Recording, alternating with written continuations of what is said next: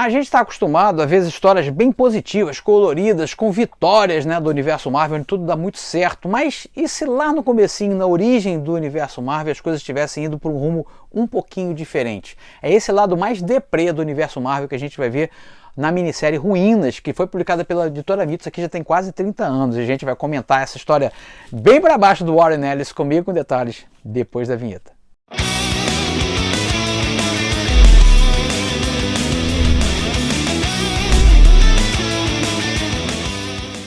Fala pessoal, Gico aqui, você está no canal Gico HQ, o canal mais nostálgico quando o assunto são as histórias em quadrinhos. E eu já deixo aqui o meu convite logo no início do vídeo, se você gosta de fazer histórias em quadrinhos, se você gosta de desenhar nesse estilo de super-heróis, antes da gente falar dessa minissérie Ruínas, que é bem deprê, vamos fazer então, logo no começo do vídeo, uma coisa positiva, que é te chamar para desenhar comigo no curso Desenhando Heróis. Ó, aqui na descrição do vídeo tem um link onde você fica sabendo tudo sobre o meu curso. É um curso que está na Hotmart já há 3 anos, ele tem 5 estrelas de avaliação pelos alunos que estão cursando lá.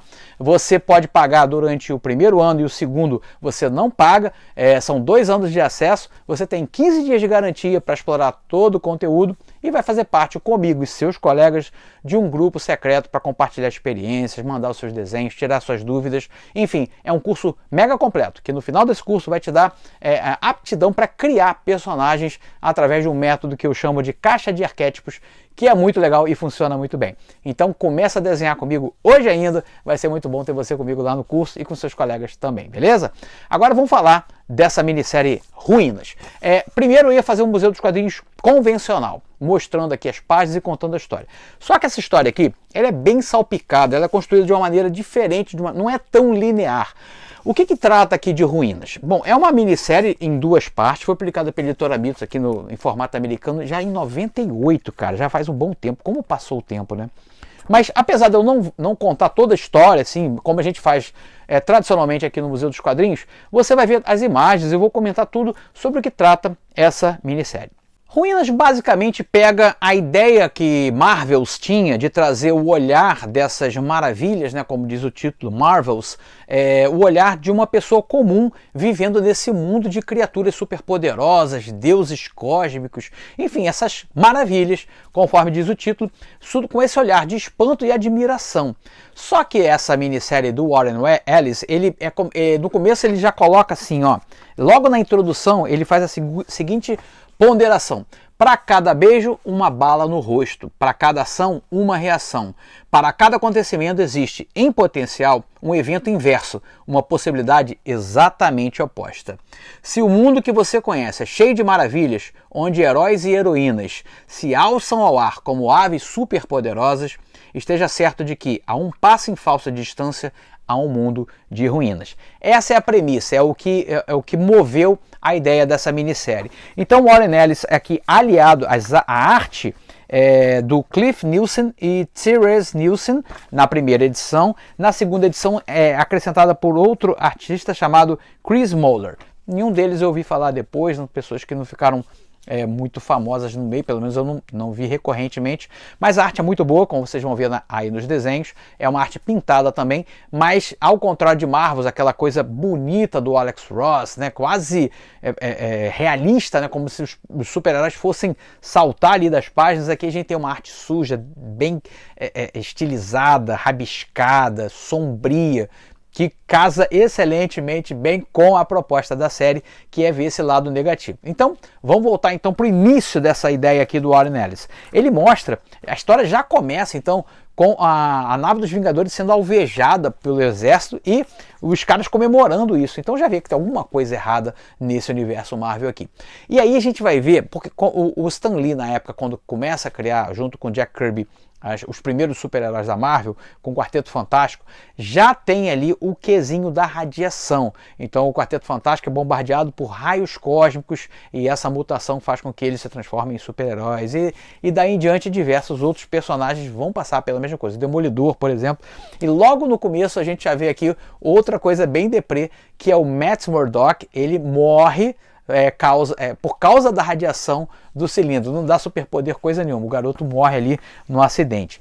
E aí vai passeando, como eu falei, a narrativa dessa série é fragmentada, não é uma história linear, e a gente vai ver o que o Phil Sheldon, que é o mesmo personagem lá de Marvels, querendo coletar ideias, fotos e relatos para escrever Marvels, né?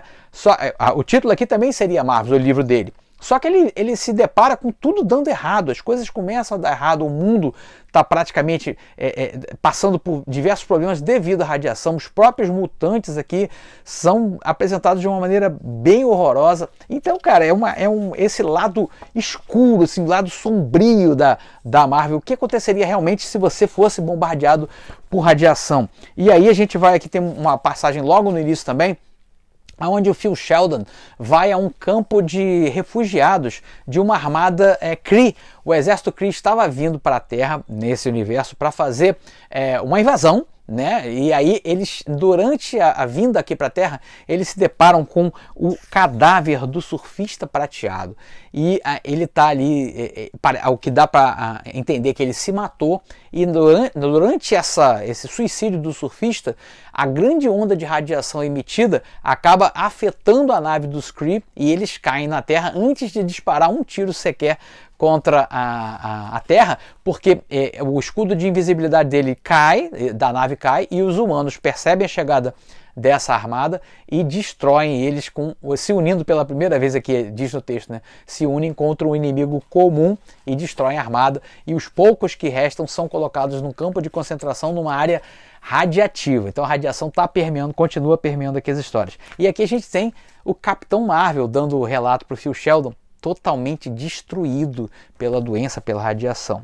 Nesse universo é interessante notar também que o presidente é o Professor X, o Professor Xavier, não tem X-Men, e a gente vai ver mais um pouquinho na frente o que acontece com esse X-Men. O Nick Fury acaba chegando até o Phil Sheldon, ele sabe que o Phil está fazendo esse relato, essa busca, e ele quer ter certeza que ele não vai ser citado. Ele diz que não tem nada a ver com esses super-heróis que ele fala, muito menos com o Capitão América. E tem uma passagem aqui horrorosa, onde ele fala assim, ele fica falando sobre o Capitão América. Eu não falo com o América desde a Segunda Guerra, ele falando para o Sheldon. E aí no finalzinho, ele fala assim, no final do diálogo, assim, você sabe quem me ensinou a comer carne humana durante a guerra? Foi o Capitão América. Olha que coisa horrorosa, cara. É realmente um soco no estômago isso aqui. Eu reli, da primeira vez que eu li, eu não achei tão legal, porque eu estava achando que ia ser uma coisa parecida com Marvels. E é o oposto, assim, é o inverso de Marvels. E eu adoro Marvels, né? Então na época eu não gostei muito não. Eu acho que eu li assim, meio que esqueci. E agora relendo, é uma leitura bem indigesta, tá? Não estou dizendo que é uma leitura que você vai ficar feliz, você sai para baixo com essa leitura aqui, é complicado isso aqui, mas como eu falei, foi um ponto interessante, né, nessa história aqui da Marvel, e uma coisa assim que a gente não está acostumado a ver. Bom, o Nick Fury depois se mata, cara, depois dessa conversa, e aí a gente vai ter a conversa, o Phil continua entrevistando essas pessoas do universo Marvel, e ele vai entrevistar Rick Jones, e o Rick Jones está totalmente drogado, largado, e ele começa a relatar da passagem dele com o Bruce Banner lá atrás, na tal da bomba gama, né?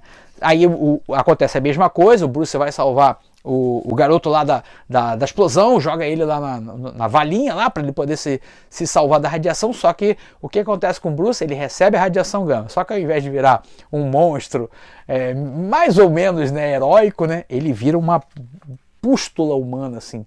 Ele é consumido pela doença imediatamente após a explosão. Então, depois o próprio Rick Jones também vai passar por problemas de saúde devido a essa exposição à radiação.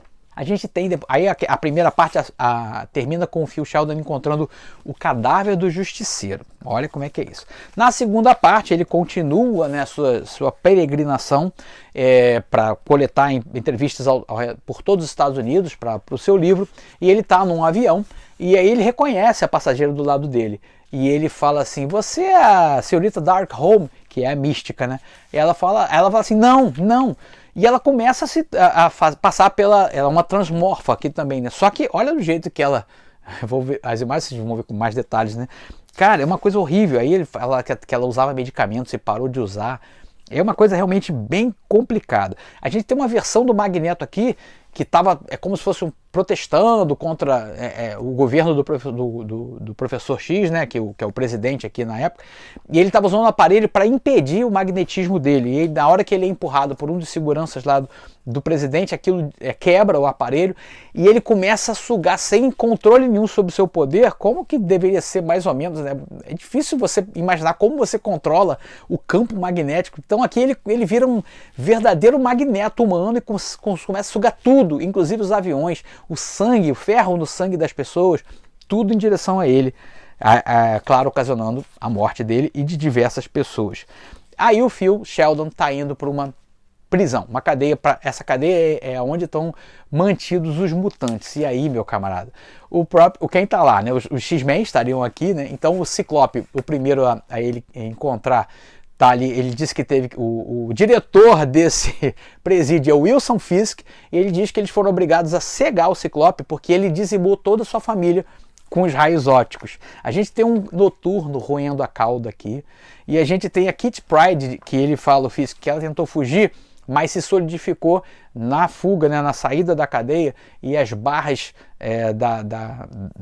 da prisão pegaram ela no meio, ela perdeu o intestino. Olha, cara, isso aqui é uma história de horror, cara, uma história de terror.